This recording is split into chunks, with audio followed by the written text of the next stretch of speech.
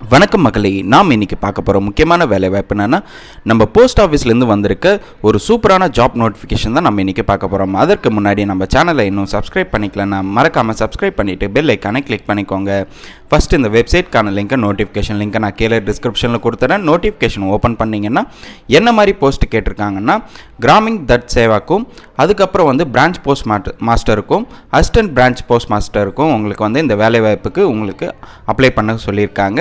So இந்த வேலைவாய்ப்பு பொறுத்த வரைக்கும் என்னிலிருந்து அப்ளை பண்ணலான்னு பார்த்தீங்கன்னா 10/2/2025 3/3/2025, அதாவது இந்த மாதம் 10ஆம் தேதியிலிருந்து அடுத்த மாதம் மார்ச் 3ஆம் தேதி வரைக்கும் நீங்கள் இந்த வேலைவாய்ப்புக்கு அப்ளை பண்ணிக்கலாம்னு சொல்லியிருக்காங்க. அடுத்து வந்துட்டு உங்கள் அப்ளிகேஷனில் ஏதாவது எடிட் பண்ணணுமோ இல்லைனா கரெக்ஷன்ஸ் எதனா இருந்ததுன்னா அது வந்து பார்த்தீங்கன்னா 6 மார்ச் 2025 8 மார்ச் 2025 வரைக்கும் நீங்கள் வந்து கரெக்ஷன்ஸ் பண்ணிக்கலாம்னு சொல்லியிருக்காங்க.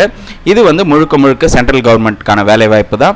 ஸோ இது வந்து நீங்கள் அப்ளை பண்ணிக்கலாம். இதற்கு வந்துட்டு என்ன மாதிரி ரோல்ஸ் அண்ட் ரெஸ்பான்சிபிலிட்டி இருக்குன்னு சொல்லிட்டு பேஜ் நம்பர் 2ல் வந்துட்டு உங்களுக்கு கிளியராக மென்ஷன் பண்ணியிருக்காங்க. ஸோ அசிஸ்டன்ட் பிரான்ச் போஸ்ட் மாஸ்டருக்கும், அதுக்கப்புறம் தக் சேவாக்கும், பிரான்ச் டக் சேவாக்கும், ஸோ வந்துட்டு உங்களுக்கு என்ன மாதிரி போஸ்டர்ஸ் என்ன மாதிரி வேலைவாய்ப்புன்னு சொல்லிட்டு உங்களுக்கு கிளியராக மென்ஷன் பண்ணியிருக்காங்க. சேலரி பொறுத்த வரைக்கும் பிரான்ச் போஸ்ட் மாஸ்டருக்கு 12,000 29,380 ரூபா வரை இருக்கும். இதுவே வந்து அசிஸ்டன்ட் பிரான்ச் போஸ்ட் மாஸ்டரும் தக் சேவாக்கு பார்த்தீங்கன்னா 10,000 24,470 ரூபா வரை இருக்குன்னு சொல்லியிருக்காங்க. ஏஜ் லிமிட் பொறுத்த வரைக்கும் 18 40 வயசு வரை இருக்குன்னு சொல்லியிருக்காங்க. ஸோ ஏஜ் ரிலாக்ஸேஷனும் இதில் இருக்குது. எஸ்சி எஸ்டி கேண்டிடேட்ஸ்னா 5 வருஷமும், ஓபிசி கேண்டிடேட்ஸ்னா 3 வருஷமும், economically weaker section candidates no relaxation சொல்லியிருக்காங்க. அடுத்து பிடபிள்யூடி கேண்டிடேட்ஸுக்கு 10 வருஷமும், பிடபிள்யூடி ப்ளஸ் ஓபிசி இருந்தீங்கன்னா 13 வருஷமும், எஸ்சி எஸ்டின்னா 15 வருஷமும் உங்களுக்கு வந்து ரிலாக்ஸேஷன் உங்களுக்கு கொடுக்குறாங்க. அடுத்து வந்து எஜுகேஷன் குவாலிஃபிகேஷன் பொறுத்த வரைக்கும் நீங்கள் 10th பாஸ் பண்ணியிருந்தாலே போதுமானதுன்னு சொல்லியிருக்காங்க. ஸோ 10th வந்துட்டு மெயின் விஷயம் வந்துட்டு 10th நீங்கள் அதிகபட்சமாக 400க்கு மேலே எடுத்திருந்தால் மட்டும் அப்ளை பண்ணிக்கோங்க. ஏன்னா வந்துட்டு உங்களுக்கு பர்சன்டேஜை பேஸ் பண்ணி தான் இந்த வேலைவாய்ப்பை உங்களுக்கு கொடுக்குறாங்க. ஸோ வந்துட்டு உங்களுக்கான பர்சன்டேஜை பொறுத்து தான் இந்த வேலைவாய்ப்பு இருக்கும். ஸோ வந்துட்டு நீங்கள் 400 + above 80% மேலே இருந்தால் மட்டும் அப்ளை பண்ணிக்கோங்க.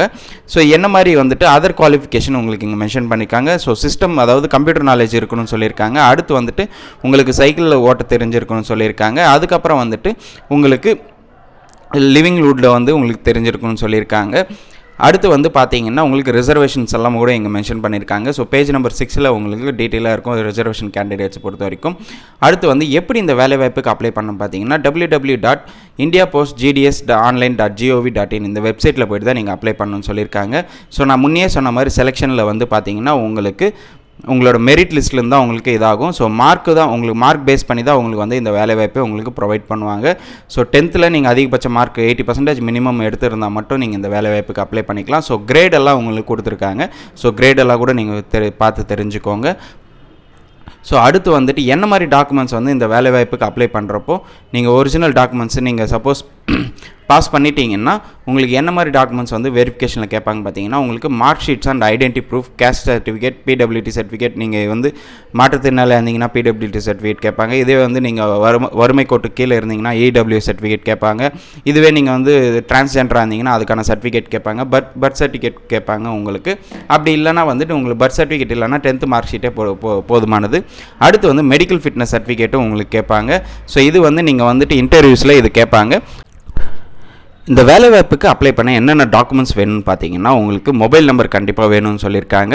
அடுத்து வந்து மெயில் ஐடி இருக்கணும், ஏன்னா ஓடிபிஸ் வந்து ரிசீவ் ஆகும். அடுத்து வந்துட்டு ஆதார் நம்பர் வேணும். அடுத்து வந்துட்டு உங்களோட 10th மார்க் ஷீட் கண்டிப்பாக வேணும். ஃபோட்டோவும் அண்ட் சிக்னேச்சர் கண்டிப்பாக வேணும். இந்த வேலைவாய்ப்புக்கு நீங்கள் அப்ளை பண்ணுறதுக்கு அப்ளிகேஷன் ஃபீஸ் பொறுத்த வரைக்கும் உங்களுக்கு நீங்கள் 100 rupees பே பண்ணுற மாதிரி இருக்கும். ஜென்ரல் கேட்டகரிஸ் மட்டும்தான் 100 rupees பே பண்ணுற மாதிரி இருக்கும். இதுவே வந்துட்டு female and SC ST PWD கேண்டிடேட்ஸாக இருந்தீங்கன்னா நீங்கள் வந்து பேமெண்ட் பண்ணணும்னு அவசியம் இல்லை. ஸோ நீங்கள் ஃப்ரீயாகவே ப்ளே பண்ணிக்கலாம். ஃபீஸ் வந்து எக்ஸ்டம்ப்டன் ஆகிடுது. ஸோ ஆன்லைனில் மட்டும்தான் இந்த வேலைவாய்ப்புக்கு நீங்கள் அப்ளை பண்ணிக்கணும். ஸோ டாக்குமெண்ட்ஸ் வந்து ஃபோட்டோ அண்ட் சிக்னேச்சர் மட்டும் தான் நீங்கள் அப்லோட் பண்ணுற மாதிரி இருக்கும். இது வந்து 50 KBயில் இருக்கணும். ஃபோட்டோ அண்ட் சிக்னேச்சர் 20 KBயில் இருக்கணும்னு சொல்லியிருக்காங்க.